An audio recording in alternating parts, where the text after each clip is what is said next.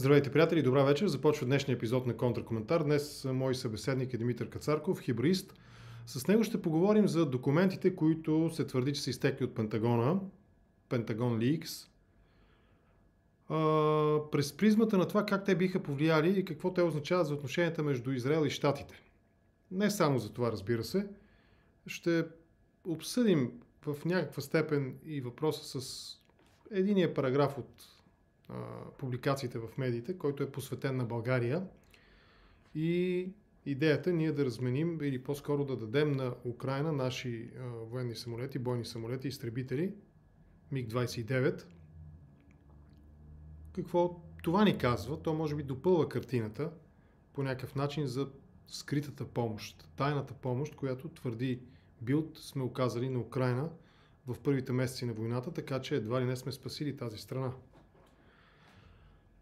За тези документи, които са изтекли, има няколко валидни версии на този етап, които се обсъждат. Хипотези. Първата е, че това е успех на... Ще стигнем до руските служби в края. Първо, че това наистина са някакви автентични документи, които са изтекли по някакъв начин, което е притеснително за американските служби. Че това е свързано с, примерно, противоборство между различните фракции. Нека ги наречем условно гълъби и ястреби. Тези термини се използват. Втора валидна версия е, че това са документи, които са пуснати с цел дезинформация от американците. Третата валидна версия е, че това е тотален фейк, подготвен от руските служби. И четвърта валидна версия е, че това е реален документ, набор от документи, придобити от руските служби, може би единственият значим напоследък успех, ако тази хипотеза е вярна, на руските служби, след знаковите и блестящи провали, като този в Солсбъри и така нататък, още от времето, в което те отровиха и убиха Литвиненко, през провала на това да убият Навални, се налага сега да го убиват в затвора. Тотален фейк или успех частичен, при който те наистина са придобили някакви документи, но са подхвърлили и фалшиви, защото сред тези документи твърди се има и достатъчно много фалшифицирани. Фейк, фотошопнати, както ние казваме разговорно. Факта обаче, че американска страна реагира остро, означава, че и то доста остро, разследване и така нататък, означава, че сред тези документи има и реални, истински, топ секрет, или как и на български, строго секретни документи, които по някакъв начин са видяли бял свят. Допълнително съмнение събужда по-скоро начина, по който те изтичат. Обикновено в Щатите, знаете, че има първа поправка, тествана в съд, през тежки съдебни дела. Обикновено те тръгват от достоверни източници, от медии, на които може да се има в една или друга степен доверие. Но доколкото аз проследих развитието на нещата, те тръгват от някакви сайтове за игра, геймърски сайтове и така нататък. В Рунет, в рускоязичния сегмент на интернет. Което допълнително пък повдига въпроси, но така не, че това са тези 4 възможни хипотези. Реален теч, дезинформация, реален успех на руските служби или тотален фейк на руските служби. Това са 4 основни хипотези. Няма да е последния епизод на Контракоментар, в който с хора, които има какво да кажат, ще обсъдим тази тема. Днес ще разговаряме с Димитър Кацарков, какво прочитаме за Израел в тези документи и как това би повлияло на отношенията между Щатите и Израел. Даже може би ще стигнем до Аврамовите споразумения, т.е. отношенията на Израел с арабския свят, с страните от арабския свят. Какво се случва в самия Израел? Намери ли си най-сетне успешно нашия приятел с Митко Кацарков, Биби Нетаняху, дали си намери работа, след като беше известно време безработен, протестите в тази страна. На всичко това може да бъде хвърлен поглед именно през призмата на това, което касае Израел в тези документи, изтекли от Пентагона. Ако приемем, че те са 100% верни, че в тях няма фейк, съзнателно и така нататък. Преди да започнем разговора с Митко Кацарков, разбира се, От вас зависи да станем повече в контракоментар. Абонирайте се за канала, сложете по един лайк, споделете видеото и поканете свои приятели. Ако искате, може и да подкрепите контракоментар. Знаете, че ето тази техника, винаги бъркам лявото и дясното, е необходима за бъдещите творчески планове на автора на контракоментар, свързани с това да правим епизоди на живо, среща с зрителите и гостите в контракоментар.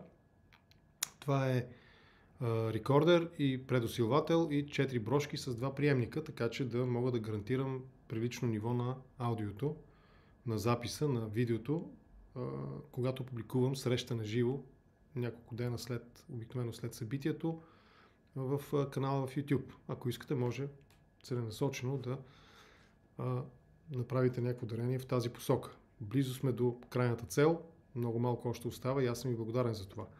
А освен това, контракоментар, знаете, че съществува благодарение единствено на вашата подкрепа. За това също съм ви благодарен. Тя може да бъде оказана през Patreon, през PayPal, през самата платформа YouTube, опцията Membership. С малки суми, но редовно помагате за това качествения анализ на моите гости и събеседници в контракоментар да стига до по-широка аудитория и постепенно набираме сила и ставаме все повече и повече. Вярвам, че в най-близко бъдеще ще станем 50 000, после ще станем 100 000 и ще мога да ви се похваля с сребърен пакет от YouTube. Което пък ще означава нищо друго, освен това, че контракоментар ще стига до повече хора.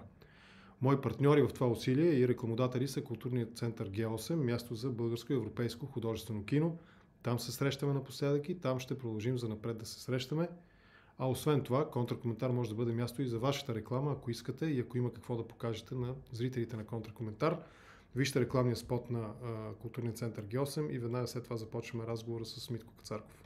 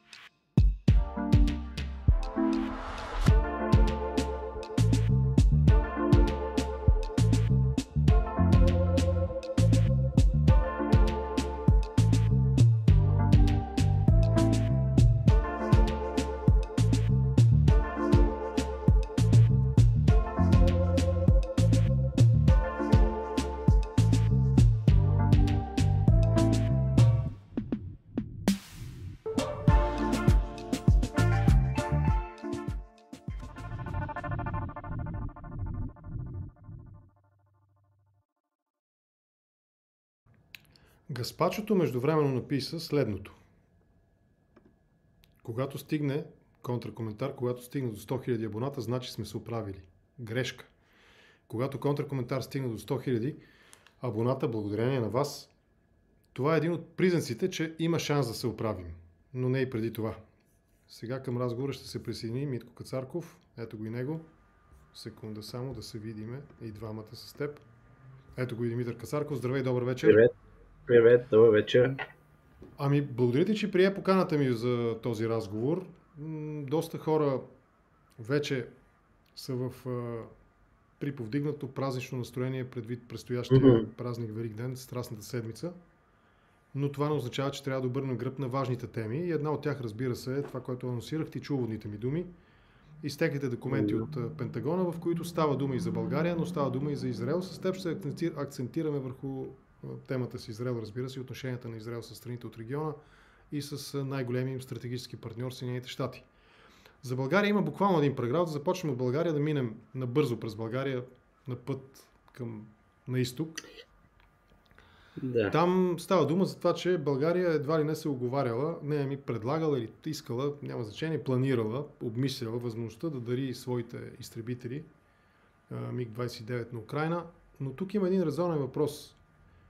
За кой период става дума? Аз наистина не успях да намеря препратка за кой точно период става дума и дали пък това не е във време, в което вече доказано на Украйна не са и необходими, защото вече стана ясно, че ще идват полски и други словашки и там какви бяха още македонски ремонтирани, а нашите, освен че не са модернизирани, т.е. не могат да носят друго оръжие, освен съветско, и не е ясно дали изобщо ще бъдат пригодни за реални бойни действия. В този смисъл дали това наше искане да започнем от там, дали това наше и тази наша идея от страна на официална София, на правителството, най-вероятно служебното или на Кирил Петков, не е просто прах в очите. Ето, ние искаме, ама на тях не им трябва, защото по две причини.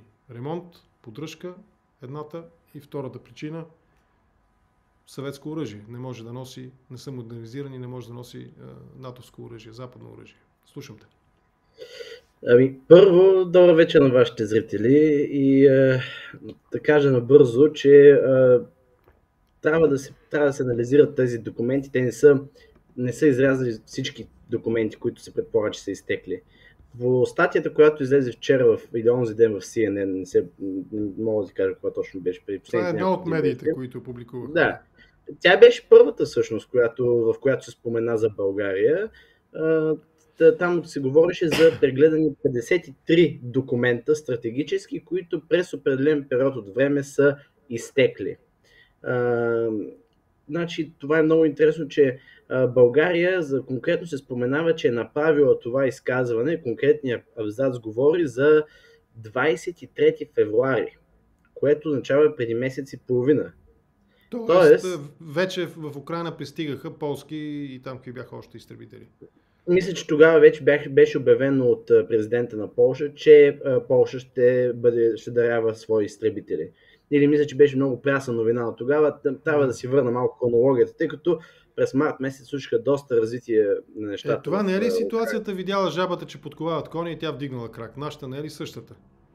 Това е очевидно опит да се отговори на поредната инициатива на САЩ, която стартираха в началото на годината, за която се говори, че за което се говори в тези документи всъщност, че САЩ изпитва голямо затруднение да снабди с муниции украинската армия. Тоест, трябва да се дигне продукцията, трябва да се направят повече усилия. Не случайно в България, под няколко статии в Нью Йорк Таймс от ноември насам, даже от януари насам, се говори за откриването на поне един или два завода като подразделение на ВМЗ Сопот в Челопеч, къде мисля, че в Казичане, или не съм сигурен точно къде, но се говореше за откриването на няколко военни завода, на които е присъствал откриването самия министър на отбраната, сегашния, Димитър Стоянов, подчертавам сегашния. Аз мисля, че беше и в новините, откриване на нови цехове, нови производствени мощности. Да, но интересното е, че се затвърждава тезата, която тези документи всъщност дори да са фалшиви, ние говорим сега, обсъждаме с теб по презумцията, че може би са автентични. Става дума това за... Това е най-вероятната версия, според мен, че това е сбор от автентични и подправени документи. Аз ще напредна по-нататък в коментара, в разговора ще спомена къде изтекоха, защото много е любопитно. Те изтичаха в форуми за видеоигри. Да. В Discord, в някакъв чат за Майнкрафт, в който се обсъждали... Надявам се, че не е изтекла в групата на контракоментар в Discord. Аз не съм член на тази група, никой не ме допуска и не ме кани, нали? Но надявам се, че не са тръгнали оттам, нали? Защото това би било добра реклама на канала, но в личен план може би е притеснително в известен смисъл. Най-малкото беше задължително ще се появиш на радара на следенето на службите. Но не познавам, ето за службите, NSA, не познавам нито един от този канал лично. Нито един. Тук е това интересното и се твърди, че първите ликове са се случили още в началото на март. Спомената беше датата 4 март, като първата дата, от която са изтекли 10 от тези 53 документа, за които CNN пише в статията си преди 2 дена. Така, конкретно за България. Твърди се, че това е инициатива с цел да се ускори заменянето на тези МиГ-29 с обещаните F-16, т.е. да се ускори процеса с замяната им. Това обаче, което в абзаца, който е споменат, се споменават притесненията на стратегическото ръководство на Съединените щати, което изказва съмнение, че ако България предостави всички си МиГ-29, те няма да могат да изпълняват своите задължения по Air Policing спрямо НАТО и че няма да могат да защитават въздушното пространство. Заради това те подхождат като че ли по-резервирано към тази идея. България е конкретно една от трите държави, които се споменават в тези изтекли документи. Другите две държави, за които е любопитно да се отбележи, е Израел, разбира се, както казах, и Южна Корея, като в България тази новина за този абзац изтекъл някакси не предизвика шума, който очаквахме, че ще предизвика, т.е. да бъде посочен Румен Радев с пръсти, да му бъде казано, чакай сега, ти едно говориш пред пресата, всъщност на стратегически срещи на върха на НАТО, твоят министър на отбраната говори тотално различни неща. Политика с двойна употреба или с двойно дъно, може би е по-подходящо. Политика с двойна употреба. Но като цяло това нещо се замете, и това се замете и с, нали, поради факта, че все пак други доста по-холкиш, по-ястребово насочени към Русия държави решиха да действат, като Полша, например.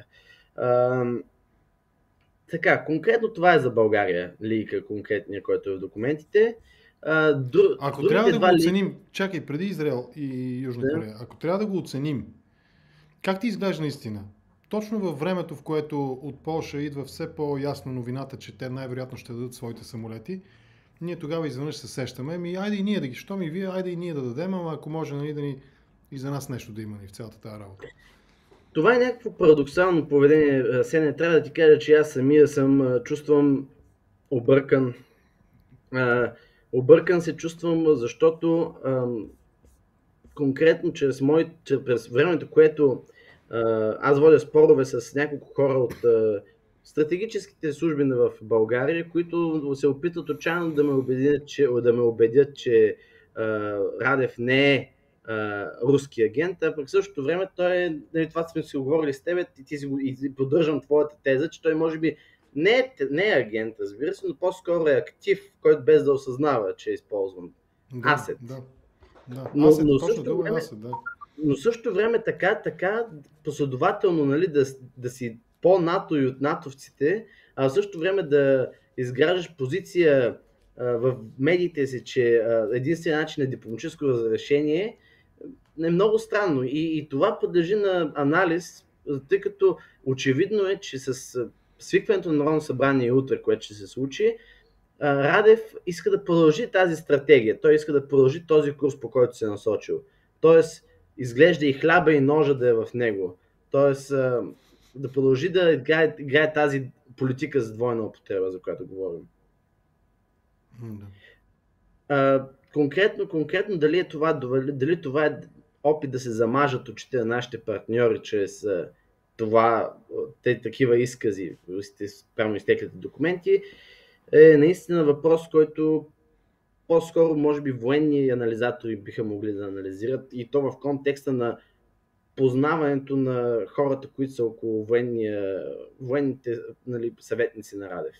Тъй като очевидно е, че отварянето на заводи, зареждането на украинската армия с муниции, това предложение, което ако е вярно е факт, нали, изглежда, тук става дума за някаква двойна игра от всякъде. Няколко пъти вече в контракоментар съм го обсъждал това нещо. Показателно за мен беше това, което се случи в Брюксел с журналиста Антонета Николова, която му зададе въпроса дали ще арестуват Путин, ако дойде в България.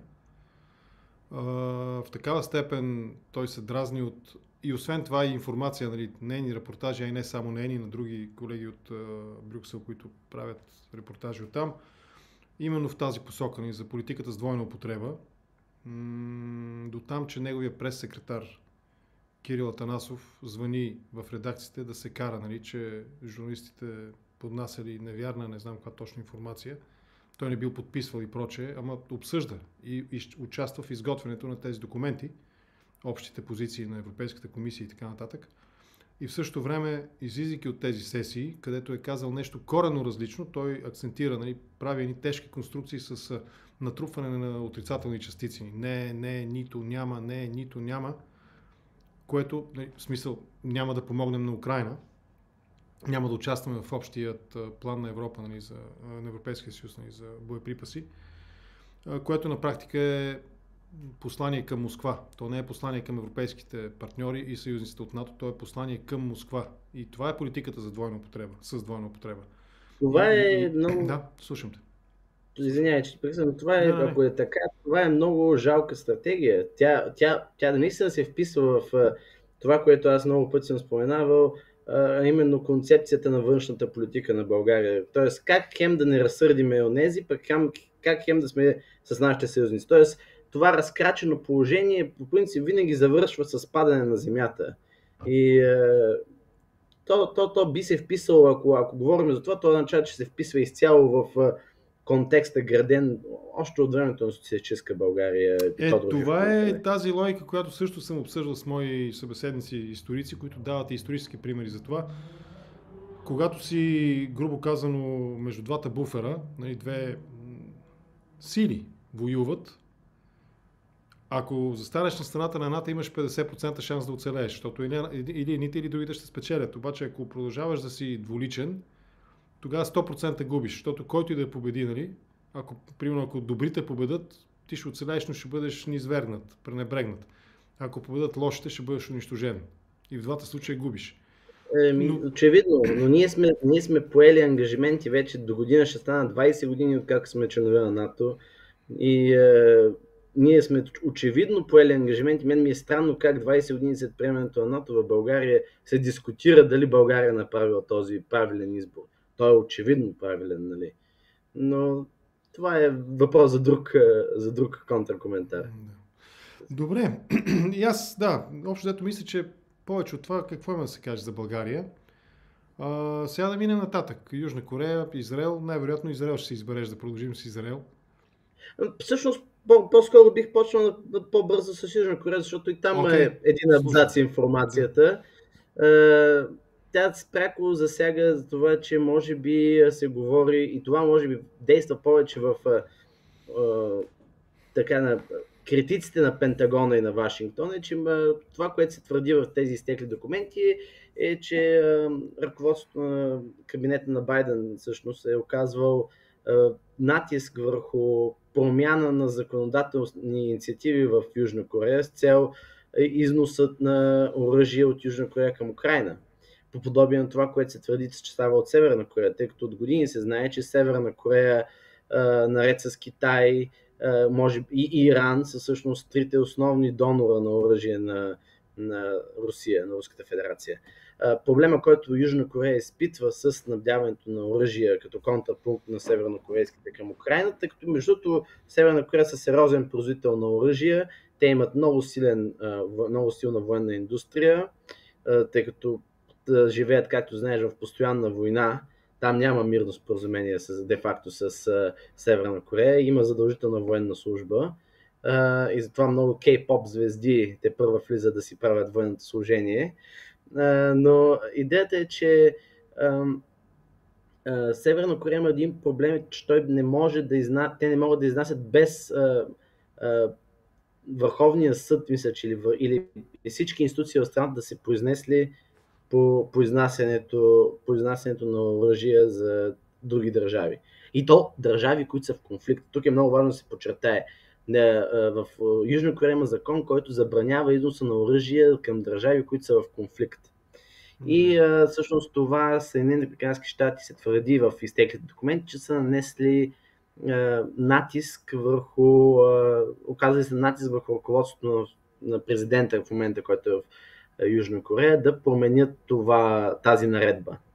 Разбира се, реакцията в Южна Корея трябва да се обсъди. Там, за разлика от България, имаше агресивна реакция и се смята, че на следващата среща на Г20 южнокорейците ще настояват за среща с американски представители да изяснят тези неща. Тоест тук трябва да се подчертае, че за разлика от това, което Михайло Подоляк в Украйна твърди още от петък насам, че това са нелегални документи и че това са всъщност фейк документи, в Южна Корея очевидно изпращат сигнал, че по-скоро тези документи са реални. Не е трудно. По съдържанието им, нали, ако примерно изтече документ че аз и ти сме говорили, сме обсъждали някакви неща, нали, в частен разговор. И двамата знаем какво сме обсъждали. Не е толкова трудно да сравним и да проверим дали наистина на съседната маса не е седял някой с малко по-големи от стандартното уши, нали, примерно, и ни е слушал какво сме си говорили. За Украина също така обяснимо, защото окей, нали, подслушвали били кабинета на Зеленски по време на заседания. Да, това Не е окей, но все пак нека да отчетем и един много прост факт. Най-големият донор в пари и в военна техника са щатите на Украина. В Украина все пак въпросът с корупцията далеч не беше решен преди началото на войната. Те правеха усилия, аз говоря от първо лице, защото съм го видял, бил съм в тази страна. Нещата много се подобриха на най-елементарно ниво. Гаишниците, така наречените катаджиите, спират, нали, шофьора, с който пътуваме. Ако преди Майдана просто той излизаше с малко пари и се връщаше и продължавахме, сега вече го проверяват сериозно, нали, в смисъл преди началото на войната, доста по-прилични бяха нивата на корупция, тази видимата, нали, на най-елементарно ниво, на житейско ниво, на битово ниво. Нали. И естествено те да имат интерес какво се случва с военната помощ, с военната техника, все пак рисковете тя да попадне, нали, тези и оръжия и боеприпаси да попаднат не където трябва, е съществен. Т.е. те имат своите чисто политически, което не ги прави законни или морални, но чисто политически основания да проявяват по-сериозен интерес към това какво се случва от момента, в който Конгреса гласува пари или помощ, нали, в техника. И пък Украина от своя страна няма никакъв интерес в момента да показва мускули на Америка. В никакъв случай. И естествено е за мен, че Подоляк ще каже нещо такова. Нали. Да, това са фейк, нали? Да. Той вероятно и Зеленски ще каже нещо подобно, нали, в интерес на истина. Разбира се. Казал вече, да. Често казвам, не съм проследил дали има изказване, проследих на Подоляк изказване. Да, и аз го слушах него, да. Но тук е важно, вече ми напомняш да спомена този факт, наред с ликовете за натиск върху съюзници. Има в изтеклите документи споменават две много интересни паралелни концепции. Едната е за това, че нали, естествено медиите по-скоро го тиражират като обвинение, е, че САЩ шпионира свои съюзници, а от друга страна е невероятният пробив, който очевидно САЩ има в Руската федерация и в ЧВК Вагнер. Да, само за секунда ще прекъсна. Наистина, от тези документи виждаме и успехи на американски служби в руските служби. Да. Но кое е по-добре? Нали, да те подслушват американци или директно през свои протежета да те управляват руснаци? Нали? Виж, това засега по-скоро, то е факт, то няма какво да си кривим душата. Ясно е, че службите на всички страни в годините са се развивали безкрайно много и целта е винаги била да се гарантира сигурността дори и сред съюзници, дори и сред опоненти. Няма какво. Тук въпросът е по-скоро, нали, медиен, по-скоро шума е медиен, той по-скоро е с цел да генерира такъв, как се нарича, public outrage, или не знам как се нарича това. Обществено недоволство някакво, безпокойство, обществено безпокойство. Знаем в миналото и за изтеклите документи, които твърдяха за подслушване на Меркел, за подслушване на други висши, на Емануел Макрон от страна за използването на услугите на израелската фирма NSO Group, която се твърди, че изпълнява директни държавни поръчки за подслушване. Чухме тази дама, как се казваше, която се изказа така една идея по-неласкаво за Европейския съюз. Да. Сещаш се, да. Сещам се, забравих името в момента, но факт е, че става дума през годините за различни ликове, които говорят за това. Виж, по отношение на Зеленски, това за подслушването не е изненадваща новина. Съгласен съм с теб, то е ясно. Интересното е за пробива в Министерството на отбраната на Русия и за пробива в Вагнер, като се твърди, че там става дума за човешки ресурси, които са давали тази информация, т.е. за свръзки. Т.е. това вече изтичане на тези документи застрашава продължаването на тези операции, защото ако се твърди за човешки връзки, които са давали тези контакти от Министерството на отбраната на Русия и ЧВК Вагнер, тук става дума, значи, за затягане на мерките. Също се говори за разполагане на допълнителни руски военни части в Донска област, в Ростовска област, въобще става дума за един комплексен анализ, базиран на очевидно на сведения на клетки разузнавателни на американската държава. И тук вече идва притеснението, може би, за американците, че тези клетки ще бъдат прекратени. И тук е другия момент. Най-малкото, ако не е физическа заплахата, нали, към агентите на терен, то поне те самите ще се заглушат за известно време, нали, ще откажат всякаква комуникация. Това е едно на ръка. И другото по-притеснителното според мен е, че още не се знае всъщност кой седи за този теч. Има само спекулации. Конкретно кой пуска тази новина в тези видеогейм чатове, не се знае. Никой не е по отговорност, никой не е, и самите САЩ още не смеят да посочат с пръст конкретно някой.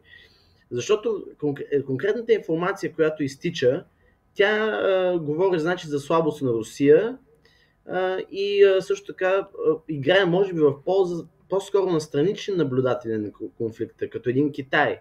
Един Китай би, например, се възползвал добре от тази информация, защото да знае на терен как стоят нещата. Затова много внимателно службите очевидно до сега не са посочили кой, дали руските служби са го направили, дали някой. За всичко сега, колкото разбирам, прочетох всички заглавия последните седмици и не се посочва с пръст конкретен извършител на това деяние. Да. Последното, което е важно... Какви са подозренията? Аз това не можах да намеря. Освен, че тече разследване... Най-вероятно става дума за хакерски удар, според мен. Хакерски удар, може би това, което в секторите за киберсигурност говорят, може би става дума за Black Ops операция. Най-вероятно трето лице, може би независима група, която е извършила този удар. Дали са китайци, дали са руснаци, в това случай се спекулира да не са израелци, защото лика, който е по отношение на Израел, е много, всъщност той предизвика последните 2 дена скандал в Това е пета хипотеза. Това е пета хипотеза, извън 4-те, които изброих. Нали. Дезинформация американска, борба между различните крила на тяхната intelligence community, разузнавателна общност, руски успех и тотален фейк. Нали. Двете крайности са тотален фейк. Руски фейк, американски фейк. По средата е напрежение вътре в службите на САЩ и някакъв частичен успех на руснаците. Те примесват и фейк документи, нали, фейкнати документи, заедно с автентичните. И сега петата хипотеза, която току-що ти изрази, е израелските служби. Те са способни. Те са едни от най-кадърните. Да. Още 2020 година излезе информация, че NSO Group се опитва да пробие киберзащитите на Белия дом. И NSO Group, Pegasus, тези, която се твърди, че така наречения National Cyber Unit на Израел, който всъщност те от 20 години развиват своите киберструктури да стигнат това ниво. Но това е, пак говорим за изцяло, там ако вляза в детайли за какво става дума. Те ходят, самото Министерство на отбраната на Израел, когато ходи на делегации, на посещение при други държави, си ги води под ръчичка и си казва: здравейте, те момчета ще ви свършат работа. Сега се сещам, че можем да направим едно гледане на Фауда сериала. 4 сезона по 12 серии, мисля. И всяка серия да правим обзор, защото твърди се, че той е в огромна степен базиран на реални исторически събития. Знаеш го сериал, нали, Фауда? Какво си мислиш, че работят пенсионерите от Мосад? Те стават най-вече... Сценаристи, да. Или такива експерти към сценаристите. Консултанти към сценаристите, да. Но, какво казва параграф информацията за Израел? За да можем да го свържем с твоята хипотеза, на мен ми е любопитно. Как ще го вържиш? Израелски служби пускат информация за Израел, която компрометира в някаква степен Израел. Обясни ми този парадокс. Тя компрометира държавните структури на Израел, като залага безпрецедентната концепция, че в организирането на антиправителствените нали, протести срещу Биби Нетаняху, са участвали ветерани и активни служители на Мосад. Което има според мен с цел, това е някаква много хитра, или някаква много хитра заигравка да се делегитимират тези протести, нали, с цел, я вижте кой иска да разклати Израел, или да посочи, че Биби Нетаняху е изпаднал в такава изолация, че самия Deep State, самата дълбока държава се е обърнала срещу него. Която би било... иначе от филмите знаем, нали, като влезе Голден Майер, нали, с плетената жилетка, всички генерали стават прави, нали. Да. Там дисциплината е, нали, на друго ниво. Неразбираемо за нас, балканците. Прекарайки последните почти 10 години в изучаването на Израел като от академична гледна точка, второто ми се струва много силно нереално, тъй като... Защо? Чакай да поразсъждаваме.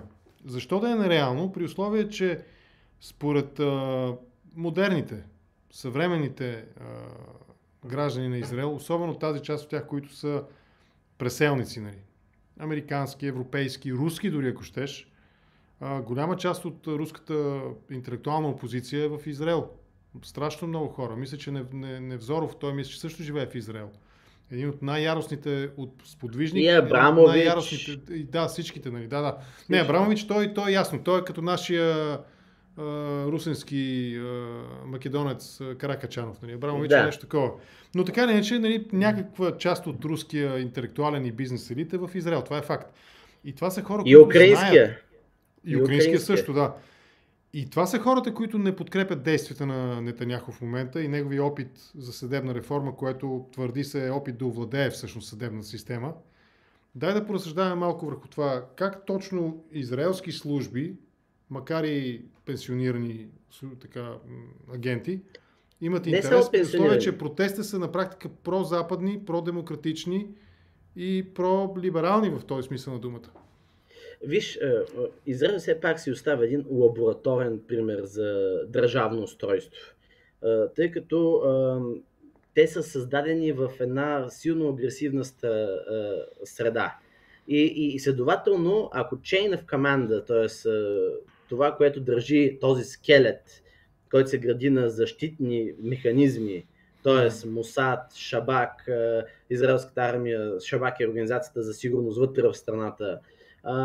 Значи, ако тази линия, ако тази схема на командване се разруши чрез подривни дейности, това е голямо петно върху самият Израели естаблишмент. Защото няма какво да си говорим. Дори да си десен или ляв ционист, концепцията, в която се гради държавата, е, че тя трябва да съществува и че всъщност по-важното е врагът отвън и врагът вътре в териториите, които държиш под контрол, говоря за палестинските територии. Да. Така че тази теза за това, че бивши и сегашни части от Мосад са участие в антипалестинските протести срещу Нетаняху, хвърля петно върху целият естаблишмент на Израел, защото това означава, че политиката най-после е победила стратегическата концепция за съществуването на Израел, което би било безпрецедентно. Така че тук според мен нещата са други. Сега, конкретно дали Израел, тази хипотеза, която се твърди, че дали Израел е всъщност за изтичането на тези файлове, пак аз смятам, че това е някаква форма на Black Ops операция. Абсолютно това, до което аз след всичките документи, които съм изчел, според мен тук става дума за някакъв наемен отряд, който е свършил задача на трети субект. Дали е Русия, дали е САЩ, тук вече може да спекулираме. Но добре, това, което виждам и от мой опит в последните години, тъй като работя в сектора на киберсигурността, израелски компании, това като че ли отговаря на тази парадигма и презумпция.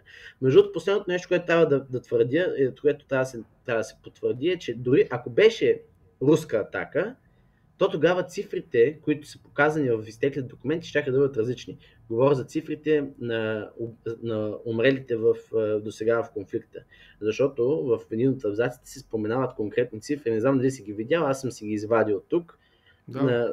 Ставаше дума за оценки в един от изтеклите документи към февруари тази година.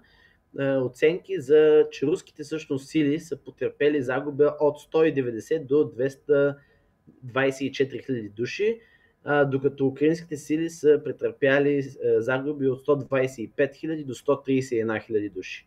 Тоест, че руснаците имат двойно повече загуби, което не се вмества в наратива на Кремъл, както знаеш. Да, те спряха на колко? На 6-7 хиляди спряха според мен. Даже ако беше по-малка бройката.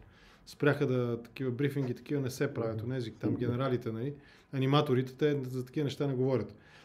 Добре, вътрешна дестабилизация или по-скоро уронване на авторитета на естаблишмента, на Deep State, както ти го нарече, един ефект. Но какво означава това за отношенията, нали, тези документи, изтичането им и информацията, която се съдържа в тях, ако приемем, че тя е вярна? Какво означава това за отношенията на Израел с щатите и положението на Израел в Близкия изток? Това хвърля компромат, това изтичане на документи компрометира доста допълнително отношенията между САЩ и Израел, които в момента са в критично ниско ниво.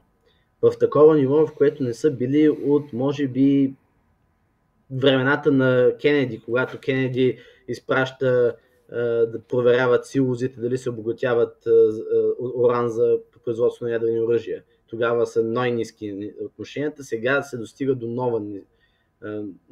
нова низина. Виж, тук може би трябва вътрешното напрежение в Израел, както си говорихме в предния ни разговор преди месец, конкретно на региона изживя развитие.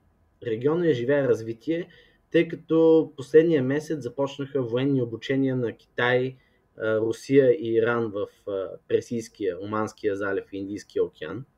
Тоест, Павел започва да се изразява едно позициониране на антизападните сили в региона.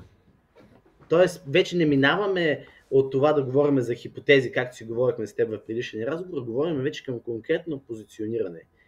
И всъщност, ситуацията в Израел, тази низина в отношенията с САЩ, която допълнително се увеличава от този лик, дестабилизира допълнително региона. А напротив, трябва да се стремим към точно обратното. Защото така както американците успяха да обединят Запада срещу Украйна, така те трябва да си приберат и да обединят това, което се случва в Близкия изток. Защото очевидно е, че на големи територии, на където има ресурси, т.е. Африка, Близкия изток, очевидно е, че тази ос, която се формира между Техеран, Москва и Пекин, заема тези позиции. А какво гарантират тези позиции? В своята дълбочина те гарантират ресурси на ефтини и достъпни цени, което ще увеличи войната и способността да се водят военни действия в Украйна. Тоест, това, което едно време Хитлер искаше да направи в Втората световна война, искаше да достигне тези нефтени полета в Каспийско море, за да може да има ефтин суровинен предатък, с който да може да продължи да воюва. Защото всъщност това се стреми да направи тази ос. И тя иска да ерозира присъствието на САЩ в Близкия изток. И на този етап дестабилизацията в Израел пряко допринася за това. Очевидно е, че Джо Байден и Биби Нетаняху не се харесват, макар и да се познават от 40 години. Макар и Джо Байден да е един от най-големите адвокати на Израел дори в собствената си демократическа партия. Той никога не е позволявал да се говори лошо срещу Израел. Това е притеснително и на това трябва да се обърне внимание, защото ето и една друга новина, която не знам дали си видяла в последните няколко дни. В част от предизборната кампания в Турция, Ердоган отново обърна палачинката срещу Израел. Тъй като миналата седмица имаше нападения и атаки в Стария град в Йерусалим и част от военните влязоха в Алакса, най-свещената синята джамия в Йерусалим, и това предизвика много сериозен скандал в целия арабски свят, тъй като все още не трябва да забравяме, че в момента е Рамазан.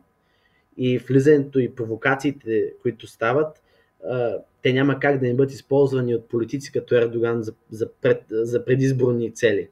Да. Той говори в последната си реч от преди няколко дена. Ердоган каза: аз съм отворен за кооперация с Иран срещу терориста, той обича много да нарича Биби Нетаняху терорист. А всъщност това, което предният кабинет на Израел беше постигнал, беше обръщане на отношенията с Турция на 180 градуса, разрешаване на конфликта, който ще доведе до построяването на газова тръба, която да свържи източното Средиземноморие с държавите от Балканите и от Южна Европа. Тоест за развитие на тази енергийна диверсификация. Очевидно е, че трябва да се промени, трябва САЩ спешно да се завърне обратно в Близкия изток, защото ако изпусне инициативата там, това ще има пряко влияние върху конфликта в Украйна. Няма да те лъжа по въпроса. Те са взаимно свързани, защото се градят на концепцията, че в момента се изгради един антилиберален, антидемократична ос. И тя е очевидна. Тя е, че аз се наричам 3+1, групата Риск, както съм ти казал преди време. Москва, Пекин, Техеран плюс Пхенян. Но те са прекалено за мен малки, за да ги спомням в тези големи планове. Заради това и Хаменей подкрепя войната и подкрепя Путин напълно и безрезервно в Украйна, защото той вярва, че дълбоко в себе си аятоласите и въобще този ред вярва, че либералният свят се разпада, че той е пред разпад. И това всъщност ги крепи философски и фундаментално да изградят тази ос. И все пак, как стигаме до това заключение за напрежението между Израел и САЩ от съдържанието на тези документи?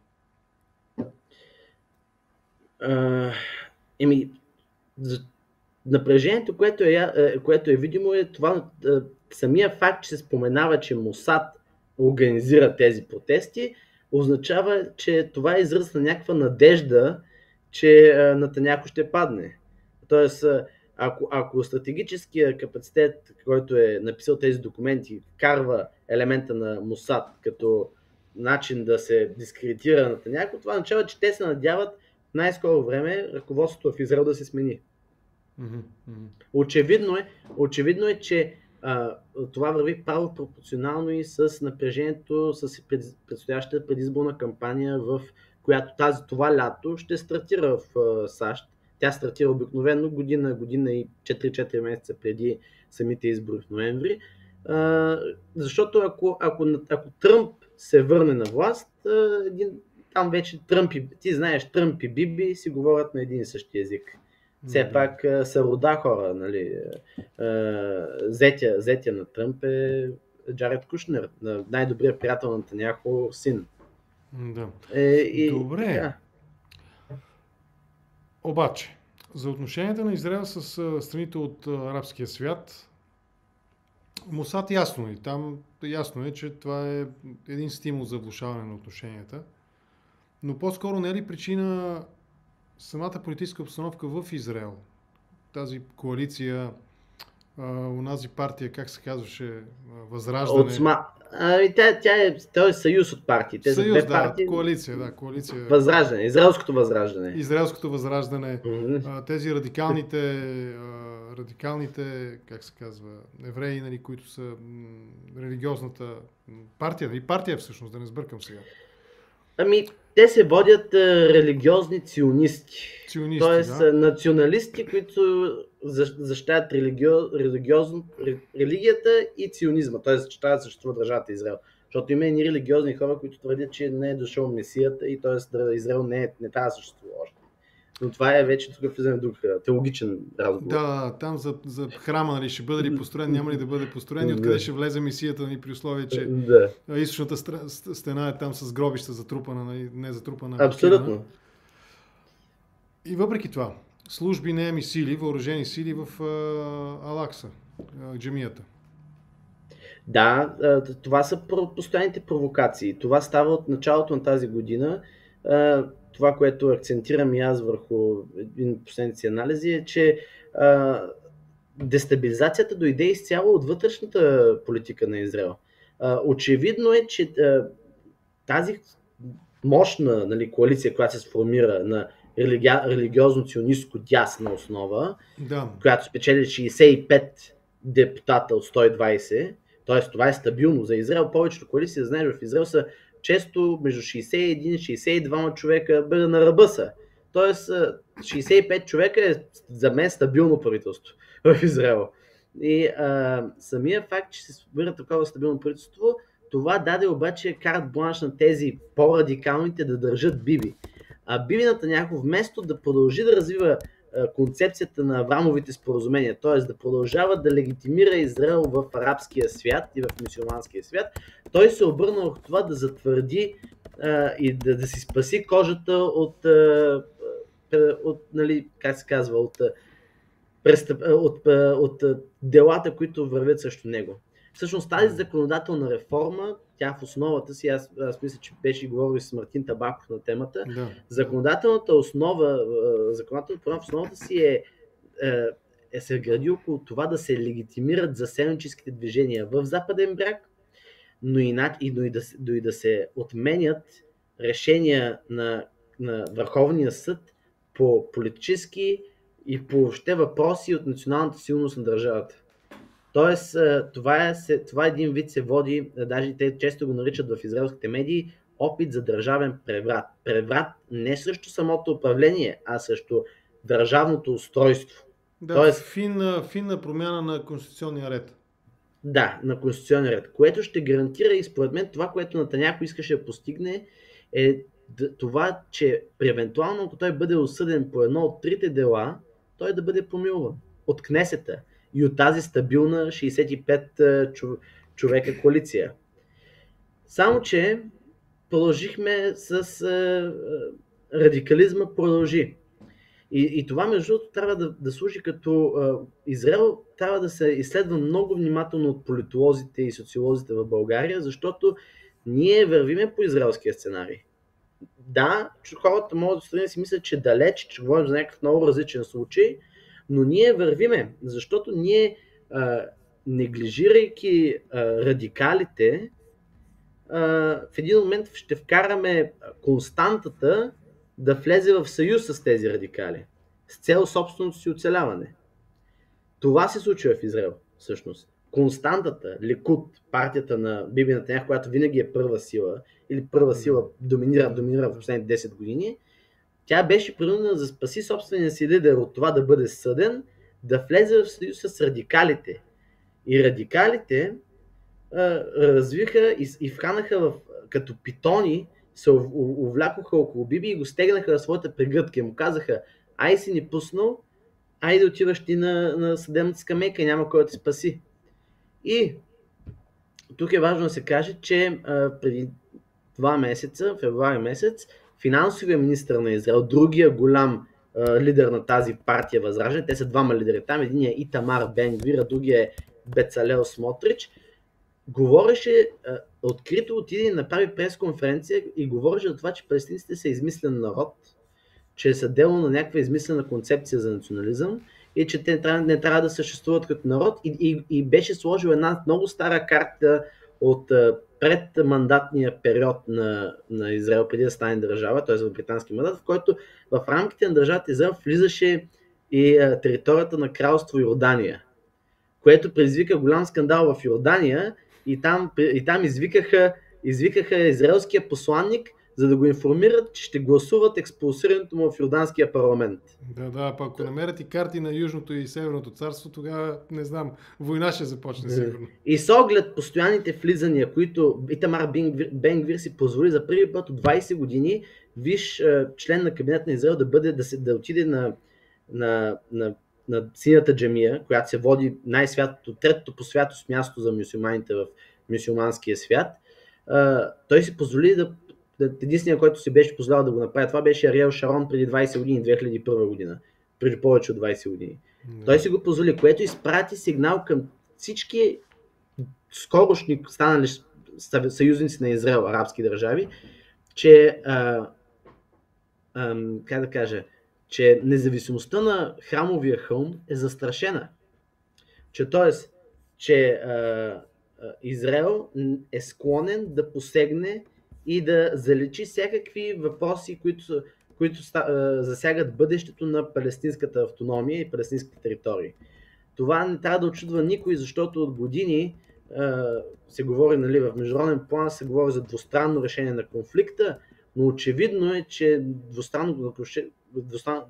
очевидно е, че израелския естаблишмент, израелската политическа класа отдавна е преживяла това двустранно решение на конфликта. Очевидно е доста напред в това, че не се говори за двустранно решение на конфликта в вътрешно-политическия диалог в десните партии в Израел. В основата си това е радикализацията, постепенните провокации, първите сигнали дойдоха от Обединените арабски емирства, след това Саудитска Арабия, след това Оман, нали, се достигна до това, което се случи миналия месец и което продължава да се случва, което се случи преди 2 седмици, докато, нали, много хора обръщаха внимание на това, че Макрон и фон дер Лайден бяха в Пекин, за да говорят с Си Цзинпин да окрути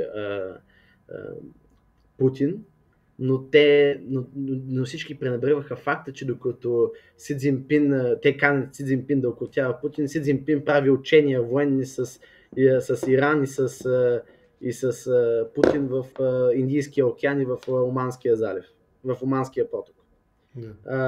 Така че това бе, според мен, тази инициатива на европейците удари на камък. Това е нали, ключовото. Инициативата за стабилизирането на арабския свят да бъде обединен срещу настъплението на Китай и Иран в региона да върви към провал.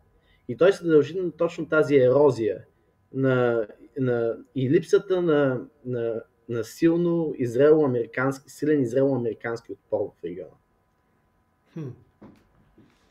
Опитвам се това да го осмисля, което казваш. В известен смисъл от отношенията на Израел с страните от арабския свят зависи противодействието на арабския свят срещу китайско-иранската експанзия, да го кажем. Най-малкото това гарантира един силен щит срещу настъплението на Китай в региона. Защото сега, каквото и да си говорим, тази стабилизация, която донесе спогодбата между Саудитска Арабия и Иран, тя премахва варианта Саудитска Арабия да бъде онзи съюзник, на който нали, да регулира по някакъв начин петролните цени и по този начин да не си дават всички, да не продава големи части от петролните си резерви на опозиционния лагер. Но тук пак говорим отново за много лошите отношения на... Въобще, те не са лоши отношения, тя е просто липса. Усеща се вакуум. Усеща се липсата на американците в региона. Усеща се липсата на Вашингтон и неангажираността, която те имат. Само искам да кажа, че черешката на това цялото нещо би било евентуално да се стигне до ядрена сделка без участието на Запада, което би било вече стратегически пропуск от сериозен мащаб, ако се достигне до ядрено споразумение с Иран, без участието на Запада, а с Китай и Русия. Разбира се. Не трябва да забравяме, че Русия в момента е председател на Съвета за сигурност на ООН, така че много неща се бламират, предполагам, в глобален мащаб. И вече виждаме как конкретно в Революционната гвардия преди няколко седмици изпрати корпуси в Африка за помощ на ЧВК Вагнер на конкретни места. Тоест, виждаме позициониране. Моето лично мнение, и това го акцентирам и в един от последните си анализи, е, че Си Цзинпин няма да прекрачи тази граница на заигравка и провокация. Но това не означава, че Путин няма да я прекрачи. И тук трябва да се внимава. За това. И затова моят апел е и това, което много хора, анализатори на региона казвате, САЩ трябва по подобния начин, по който обедини света зад Украйна, да обедини и другата свят, да обедини този същия свят за настъпление, защото т.е. за отпор в Близкия изток, защото загубили се Близкия изток, се загубва и Африка, т.е. осигурява се един пазар на ефтини суровини и едно увеличение на тази война до, може би, десетилетия. Това е стратегическата игра, позиционирането. Очевидно е, че вече в глобален план отново ще говорим за лагери. И очевидно е, че лагера, антилибералния и антидемократичен лагер е очевиден кой е. Той вече почва да се позиционира. Това как мислиш, дали е предварително калкулирана полза или е нещо, от което Русия ще се възползва заради неспособността си да реализира плановете, нали, за 3 дена сме в Киев, превземаме, правиме военен парад и се прибираме. Защото това са позитиви в момента за Русия или по-скоро поне в този регион Русия сякаш има една идея по-силна карта. И това е според мен в резултат именно на това, че войната продължи достатъчно дълго, за да поляризира нещата и за да ги доведе до тези крайни състояния, в които, ето виждаш, ефекта на пеперудата или там как се нарича, не знам, но това, което става в тази част на Европа, Русия воюва срещу Украйна, рефлектира върху отношенията между Европа, Запада и страните от Близкия изток, Щатите и Израел, Щатите и страните от Близкия изток. Предварително калкулирана ефект ли е това или е бонус, който в течение на играта го получава Путин? Мисля, че е изцяло второто. Мисля, че тук тези параметри на позициониране се ускориха в някакъв момент. Според мен това, което даде тласък за това ускорение, стана точно войната в Украйна. Русия много иска да е потребител на този съюз с Иран и с Техеран и с Пекин, но не може. Тя няма капацитет. Тя е в слабата позиция, нали? Путин е с протегната ръка, нали? Не е... Путин е този, който... Путин е зависимия. Основният потребител на този съюз, според мен, е Китай. И аз за това го казвам, нали, то се вижда и от стратегическите концепции на НАТО и на САЩ и на Запада. Запада го вижда това, че всъщност основният потребител и основният архитект на тази концепция си остава Китай. А Русия, като човека, който стартира тази агресия в Украйна, всъщност се вкара много бързо в зависимостта си, от която тя дълго време се отричаше от зависимостта си от Китай. А най-малкият играч в случая е Иран. Мога да ти гарантирам конкретно за саудитския пример. Иран просто искат своята регионална доминантност, която се изцяло базира на антизападен наратив. Между другото, тук наскоро преди няколко седмици имах спор с нашия общ приятел Георги Милков.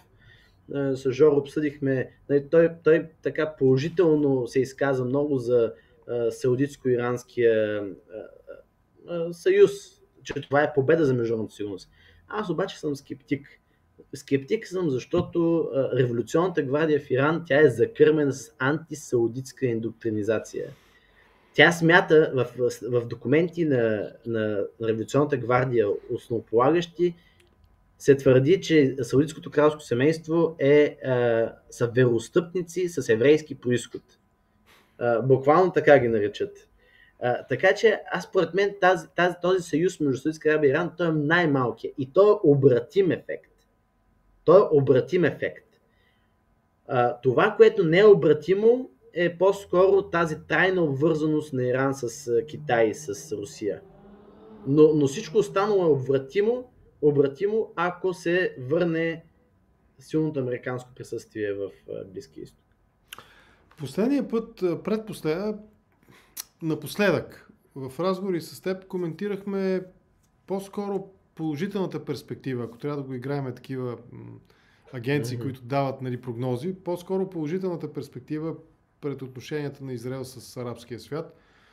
Сега обаче ти чертаеш една по-негативна, доста по-мрачна картина на влошаване на тези отношения. Кажи малко повече. Влошават се. Влошават се, защото и това може би ще прозвучи критика, но тя трябва да е градивна критика. Върха, който бяха достигнали с Аврамовите споразумения 2020, те като че вместо да продължат да го катерят този връх, да го правят още по-висок, те тръгнаха по надолнището. Да, реално след Аврамовите споразумения редица други арабски държави се включиха и признаха Израел. И изразиха желание, изразиха готовност, че те са на един нов етап, който са готови да предгръднат тази идея. Но липсата на този, който беше медиатор в покарването на тия Аврамови споразумения, се изказа голяма роля. За съжаление, тук не го казвам, аз не съм тръмпист по убеждение, защото всичко това се стана по време на силния акцент, който беше заложен върху Близкия изток по времето на републикански кабинет на Тръмп. Републикански кабинет на Тръмп, за съжаление, не го виждаме в кабинета на Байден. Видя се едно стратегическо оттегляне от Близкия изток, което доведе до тази промяна. А Близкия изток като регион, той е изключително интересен, изключително динамичен и изключително важно да имаш подготвени специалисти по него. Защото динамиките, които се случват в този регион, предопределят, особено в нашия регион, някои развития. И политически, и изцяло на конфликтна точка. Като конфликтна точка. Нали? Така че, да, за съжаление, ако скоро не се стабилизира положението в Израел и ако скоро Близкия изток не се превърне отново, подобно на Европа и Китай, Далечния изток, в приоритетен регион за Запада и САЩ, ние ще видим как вакуума от отсъствието им ще бъде запълнен и той ще ражда само проблеми. Защото в последните всъщност 20-30 години Близкия изток, знаеш, извор на проблеми. Извор за квазидържавните терористични формирования, Ислямска държава, колко години се водеше война. САЩ е много уморена от Близкия изток. Това е на практика след края на съветското влияние, което в някаква степен поддържаше и репресивните правителства и по този начин косвено някакво такова илюзорно, повърхностно спокойствие. Палиативни мерки, както се казва. Много е внимателно да се види, че по отношение на Близкия изток има цяла школа в Демократическата партия. Да, не школа, ами цяла клика, които ги наричат, много експерти в Близкия изток ги наричат изолационисти. Защото те се изолират от проблематиката, която е в региона, а преди години те бяха основният човек, който балансираше и налагаше ред в тези отношения. Сега това го няма, намеси се нов играч, все по-активно се месва в лицето на Китай. И пак казвам, основният риск тук за сигурността и за цялата глобална концепция е тази промяна на идеята, че ти вече си загубил един от центровете, с които да обгърнеш стратегически авторитарните режими. Защото Близкия изток, в крайна сметка, е това. Той е един много важен буфер, който да служи за дистанциране и за ограничаване на авторитарните режими в Азия. А очевидно този опозиционен блок, който се формира в момента, очевидно иска тази промяна на статуквото. Те искат повече решения да се вземат в Азия, отколкото да се вземат в Вашингтон и в Запада. Очевидно е. С саудиците или с емирствата? Или други държави? Кои точно отношения на Израел се влошават, да го кажем така, напоследък? Напоследък с емирствата много се влошиха, защото Обединените арабски емирства бяха най-ентусизирания партньор, който подписа договорът, авралните споразумения. В момента инвестициите на емирствата в Израел, в израелски стартъпи и конкретно нали, става дума за може би около стотици милиони, да не кажа милиарди долари вече инвестиции. А в противовес на това, наскоро имаше един доклад на израелското правителство, че както са подписани от 2020 година насам, 1 милион израелци са посетили вече Дубай и Обединените арабски емирства. Тоест има активна обмяна. Извън службите, които се разхождат по хотелите, нали, ги снимат камерите. Има активна обмяна. Има активна обмяна на икономически интереси и на политически, и на геополитически. Включително в края на март беше подписано и споразумение за безмитна търговия на редица стоки от високотехнологичен характер и други. Общо взето, да, сърцевината на отношенията няма да се променят, но за Обединените арабски мисля, че става все по-некомфортно в регионален план да бъдат онзи партньор, на който Израел може да разчита. А искам да ти кажа, че Обединените арабски мисля и конкретно техния емир Мохамед бин Заед има изключително голямо влияние над така големия играч в лицето на Мохамед бин Салман, лидера на Саудитска Арабия. Даже в някои стратегически документи, сводки от разузнаването се говори за това, че бин Заед е някаква форма на ментор за бин Салман в някакви отношения. И че всъщност това отваряне към Израел, което виждахме в периода 2019-2020, се дължи изцяло на Обединените арабски емирства. Искам да напомня, че Саудитска Арабия отвори въздушните си пространства за израелски самолети. Включително се твърдеше за едни посещения в тайни на Биби Нетаняху в Риад, за да се срещне с Мохамед бин Салман. Това е нали, на оригинален принцип. Между тук е важно да се каже, че прокси конфликтите между Саудитска Арабия и Иран си остават.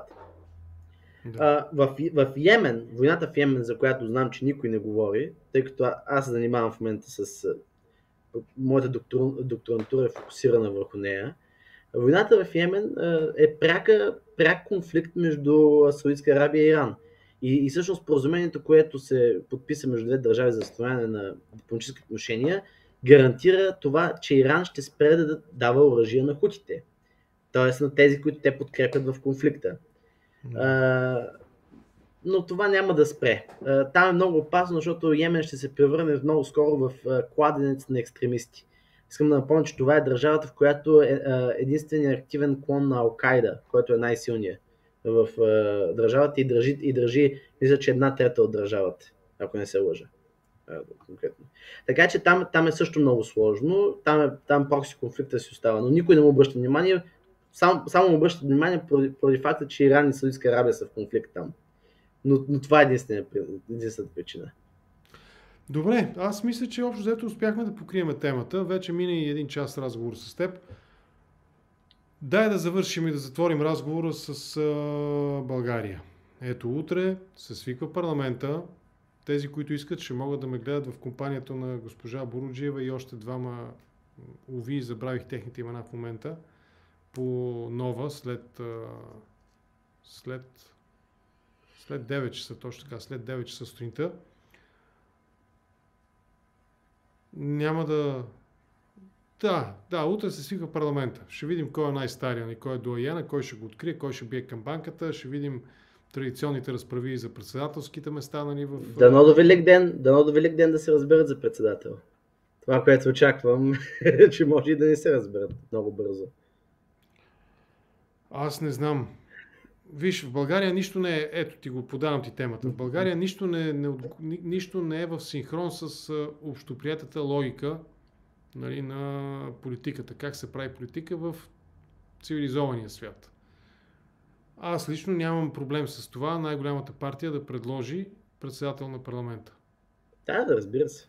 Те са победители. Това е логиката. Както проче е логиката, и тук това не става дума за ГЕРБ вече, както проче логиката е лидерите на партиите, особено тези, които са в челото, и първите 3 да речем, първите 4 да речем, да кажат ясно, да, аз като спечеля изборите, моята партия като спечели, аз ще стана министър-председател, това е моят екип, това са хората, които ще управляват важните неща в държавата, нали, финанси, социално, инфраструктура, икономика и прочее, сигурност, вътрешен ред и сигурност. Питайте ги тях. Но у нас това, уви, не се случва, така че сагата с председателя и според мен ще придобие същия този характер, както сагата с хартиените бюлетини, машинното гласуване и всяко едно нещо до сега. Предишния парламент, нали, невъзможността да изберат председател, да се наложи. То пък беше и забавно, нали, да гледаме Вежди Рашидов за председател, нали, с цялото му специфична риторика. Да, както и да е. Как я виждаш? Това е общия въпрос, с който вървим към приключване на епизода. Как я виждаш тази работа в България след... Ти не си сред интелектуалците, но как я виждаш тази работа при този парламент 49-я? Не моля ти да си имаме уважението. Аз съм твърде млад за интелектуалец. Защо бе? Хората на по 20 и няколко години на Запад стават, нали, в Кембридж, в тази Бръшляновата лига, стават професори. Така е. Преподават, пишат трудове, не знам какво. Виж,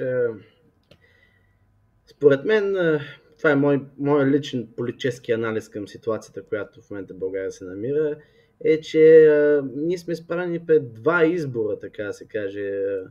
Това да се състави някакво правителство с експертни капацитети, ще бъде, не знам, някакво правителство, което да прокара проевропейските и евроатлантическите ценности и стратегически концепции, които стоят пред България, именно Шенген, еврозоната, Украйна, още колко думи мога да изборявам до утре, нали, като опит да се неутрализира възраждане като нарастваща сила. Но от друга страна, аз напоследък и днес гледах участието на професор Калин Янакиев в лице и отделно и слушах и Асен Василев, мисля, че в неделя беше. От друга страна, разбирам голямата група хора, които последните 3 години прекараха и прекарвам, и аз съм част от, може би, от тази група, която се бори срещу модела на ГЕРБ. И някакси сега тези 3 годишни усилия да бъдат увенчани с съставянето на правителство само под претекста, че заплахата е друга в лицето на Възраждане, не знам, с жертва, която ядрото на гласоподавателите на тази партия няма да го преживеят. И също така искам да кажа, че според мен до голяма степен Коцето от Варна, както аз продължавам да го делегитимирам, наричайки го така, той е продукт. Той е наш продукт и това трябва да си го признаеме. Той е наш продукт. Колкото повече говорим срещу него, имам чувство, че ние го захранваме с сили. Той продължава да се напоява като една гъба и в един момент той става все по-силен. И сега всъщност големият проблем, който аз виждам, е, че ако ПП и ГЕРБ направят коалиция, всъщност те отново ще налеят в купичката на Възраждане. Те така и така ПП според мен изгубиха радевиската периферия, която вървеше около тях. Те я загубиха окончателно. Тя видяхме, че се преля една голяма част от тях в Възраждане. Очевидно е, че това е избор, който седи. Но най-лошото е, че всъщност големия гамбит, който случи за мен това беше политически гамбит, че ПП трябваше да бъде на всяка цена първа политическа сила, реално де-факто не се случи. Което означава, че те в момента са в цупцванг.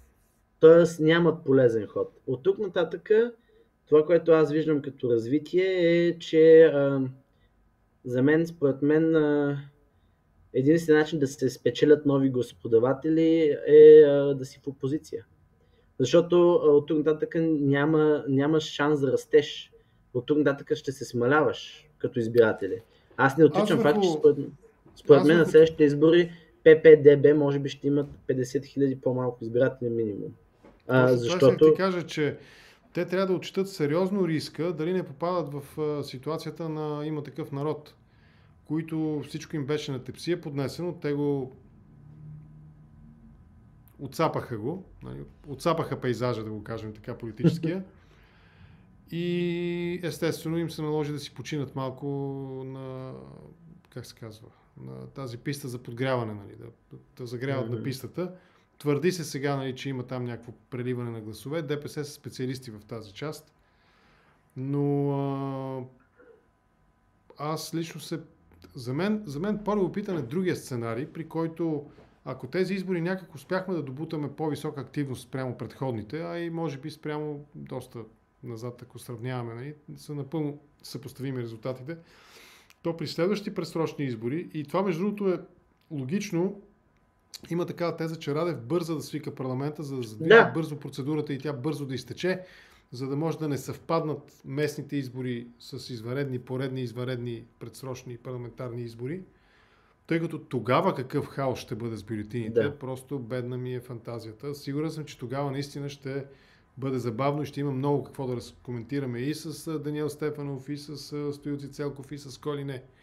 Но при една такава хипотеза още веднъж поредни, нали, предсрочни избори, те ще са четвърти, нали, защото имахме и редовни, мисля. Това би означавало, че рискът е напълно реален, така наречената демократична общност да загуби още подкрепа. Ако сега са минус 70 хиляди, след това може да са повече, може да са не минус 50, минус 100 хиляди може да са на следващи избори. А пък Възраждане може да се приближи до своя, според мен, потенциал реалистичен, около 400 хиляди гласа. Сега са 365, което ще им даде още повече гласове.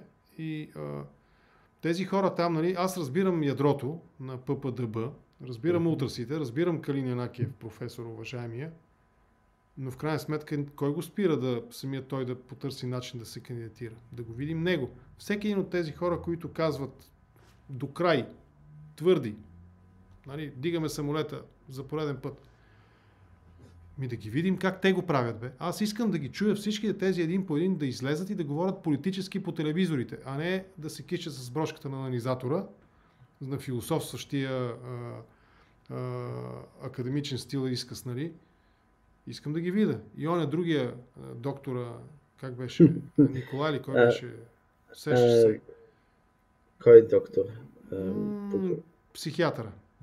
Да. Громи либерализъма. Михайлов. Николай Михайлов. Не така беше. Мисля, че беше, да. Да ги видя всичките. Искам да ги видя всичките в листи. Независимо в кои. В листи да ги слушам какво говорят. Да им чуя политическите тези. Да ги видя в парламента, като влезете, като се закълнат. Тогава да видя как политически ще мотивират едно или друго свое действие. Защото да си анализатор е лесно. Ние като кажем нещо, той е гербаджи, той се продаде на това, оня. Нали, в смисъл раздаваме, нали, цени, етикети, цени, нали, покупко-продажби, ставаме големи търговски посредници, анализатори, нали, търговски пътници. Ама да си там е малко по-различно, да имаш точно тази перспектива. Нали. Чакай малко, какво става от тук нататък? Продължавам ли да поднасям на Радев и служебния му кабинет на тепсия цялата власт без парламентарен контрол, или ще направя нещо така, че да огранича? Говорим за руско влияние, говорим за това ГЕРБ им трябваха 18 години да се сетят, че има паметник на Съветската армия в София. Така е. До голяма степен тук съм съгласен с теб. И според мен това, което предстои пред България при евентуални нови избори, ако не се сформира кабинет сега, е един много голям урок по държавничество, който аз да ти кажа честно, това няма да е критика, това е опит за някакво профилиране. Аз, колкото и нали сега някои лидери на ПП, например, конкретно на Продължаваме Промяната, да твърдят, че нали, не са готови на компромис, аз техния психологически профил не го виждам те дълго време да изтраят в опозиция. Искам ти кажа, че лидерите на ПП това са хора бизнесмени. Това са хора, които са развивали бизнеси, които са свикнали да вземат решения. Аз не виждам такъв профил хора дълго време да изтраят в опозиция. За разлика, например, от ДБ, които ДБ са си калени в опозицията. Вече колко... Струва ми се, те са обречени на опозиция. Да ме прощават моите приятели от ДБ, ама са, нали, вие сте обречени на опозиция. Професионални опозиционери. Професионални опозиционери. Внимавай, ще ти скъсат партийния билет. Това е шегата на старата. Да. Но идеята ми е, че рано или късно този рок за държавничество ще дойде на преден план. И сега може да си говорим, че плащането с възраждане все още е някакво паникьорство, но от друга страна крайното неглижиране и крайният отказ да се поеме този кръст ще доведе до лоши последици в един или друг план. Истината е, че този цугцванг трябва да се намери решение от него. И за съжаление това решение няма да дойде отвън. Това решение трябва да е наясно, че колкото да излизат Магнитски, аз между този Магнитски последния кой говори вече за Влади Горанов и за Румен Овчаров? Но него никой не го познава. Него никой не го познава.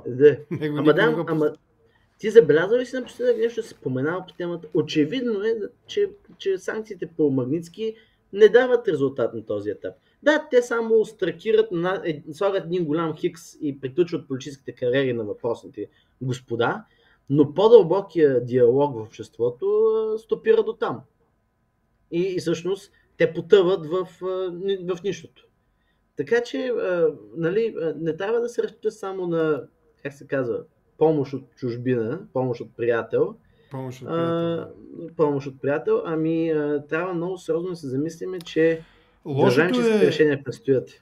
Лошото е, че липсата на този държавнически подход, ако използваме пак на Стани Богат терминологията, в случая помощ от публиката е обратното. Ако публиката елиминира половината, 50% от вариантите, при играта с твърдите ядра, помощта от публиката се изразява в елиминация на 50% от избирателите.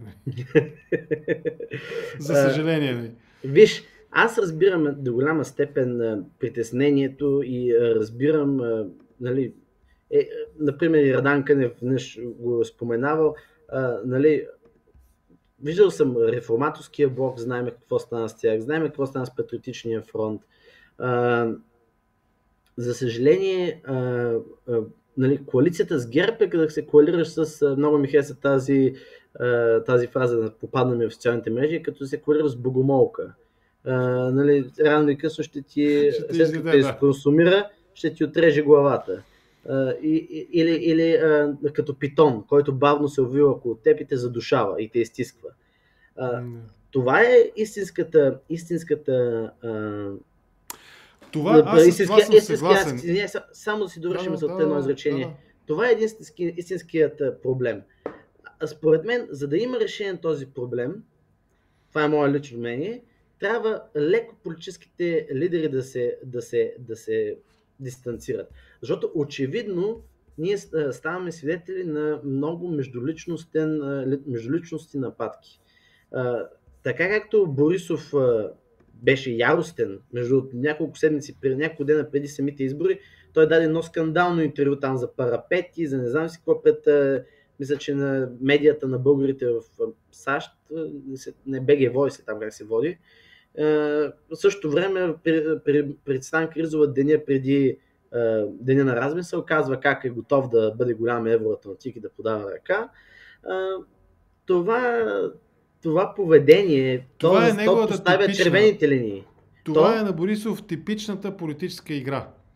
Ако човек го следи внимателно, аз претендирам да съм, или поне доскоро да бях един от внимателните му наблюдатели. Той това го прави. Той това го прави. Това е заиграване с крайните емоции, с крайните стойности на диапазона на емоциите. Примерно, трябва да следиш много внимателно кого той поименно споменава. Когато спомене поименно, той го отчита него като свой опонент или враг. Както и когото не спомене. Това съм го забелязал. Например, от колко години нарочно не наричаше Демократична България, наричаше Да, България. Той делегитимира остане, защото той знаеше, например, че една формация като ДСБ е единствената алтернатива на ГЕРБ в десен. Като Путин и Навални. Путин никога не говори за Навални поименно. Гражданин, който споменахте, лицето, за което говорите, нали, това е ясно и това е този стил. Нали, една школа, тук е действала една школа. Една школа, да. Виж сега, аз си спомням в разговора с него, че той обясни учебниците на КГБ как се пише компромат, когато с комитета, нали, го интервюирахме.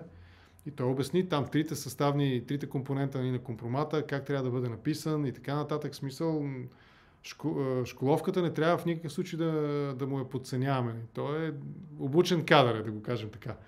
Добре, нека да приключим тук тогава с теб. Със сигурност ще имаме повод. Само в едно последно заключение само искам да кажа. Аз оставам на мнение, че тези два избора са на лице пред България. Или се отдръпват лидерите и се прави някакъв експертен кабинет, или се отива на избори и вече тук след това ще предстоят държавническите разговори. Или се остава в опозиция и се прави демидж контрол. Това са два или трите варианта, които аз виждам. Но само искам да кажа, че от тук нататък, ако ние отиваме на нови избори, ние влизаме в един постоянен цикъл от избори за година напред. Припомням, предстоят, ако дойдат още един парламентарни избори, след това имаме местни. След местните имаме европейски до година. Ако имаме още един цикъл парламентарни, ние ще станем рекордьори. Ние вече бихме израелтяните, но това не означава, че сме избягали от израелския сценарий, който виждаш до какво довежда. За съжаление, кабинета Петков ще ни попречи да бием белгийците, струва ми се. 2 години без правителство, но така. Добре, окей. Митко Кацарков в контракоментар по отношение на въпроса за изтеклите документи от Пентагона и най-вече контекста или отражението на тези документи, рефлексията на тези документи върху отношението на Израел с страните от Близки изток, Щатите и разбира се малко и за България. Благодаря ти много. Следи какво ще се случи сряда, четвъртък, петък и има и готовност при необходимост да направим един разбор на актуалната обстановка, когато имаме повод за това нещо. Благодаря ти, Димитър Кацарков. Контракоментар. Лека вечер и до скоро. Благодаря. Поздрави, чао. Това беше днешния епизод на Контракоментар. Бързо, докато сте тук все още, слагайте лайкове, абонирайте се за канала, само така ще станем повече. Ще станем 100 000, а както се разбрахме в началото, 100 000 абоната на Контракоментар е един от признаците, има и други, за това, че нещата в България може би тръгват към оправяне. Бързо да мина през няколко въпроса. Асене, там се планират стачките. Как ще каним? Става дума за Дискорд. Точно за това трябва да има представител тричленка. Трябва да направим тричленка. Профсъюза, работодателите и работниците. Така, работници в контракоментар, ови няма. Има зрители и контракоментар. Нататък. Коя беше следващата, което ми направи впечатление? Въпрос към Митко Кацарков. Аз, Горски, извинявай, не го зададох. Той все още е на линия, ама да не го връщам. Ще напиша в коментар, ако иска. Когато Русия загуби войната в Украйна ще започне и глобална хакерска война срещу света. Аз мисля, че тази война не е спирала. Глобалната хакерска война отдавна вече не говорим за... Ето, чухте анализа на... Кой беше преди няколко дена, с кого говорихме, в момента няма да се сетя. За войната от ново поколение. Русия отдавна вече процентно, ако трябва да съпоставим бруталната, грубата военна сила, нали, конкретно военни действия спрямо финната, меката сила, хибридната война, съотношението е драстично в полза на второто, на хибридната война, а съществен инструмент от хибридната война е, освен дезинформацията в медиите, са, разбира се, и кибератаките. Така че тази война отдавна тече, тя е глобална, тя е срещу целия цивилизован свят. Гаспачото, питаме мен, контракоментар, как Възраждане изобщо ще се появят на местни избори, какви личности ще предложат по градовете от тяхната върховна лига? Или висша лига, може би имал предвид Гаспачото. Възраждане в този смисъл и в този контекст е партия подобна на ГЕРБ. Няма никакво значение кой ще е по места, важно е кой е на билборда. А на билборда ще бъде Коцето от Варна, Костин Костадинов, Костя Копейкин. Той ще бъде и всички ще гласуват за него.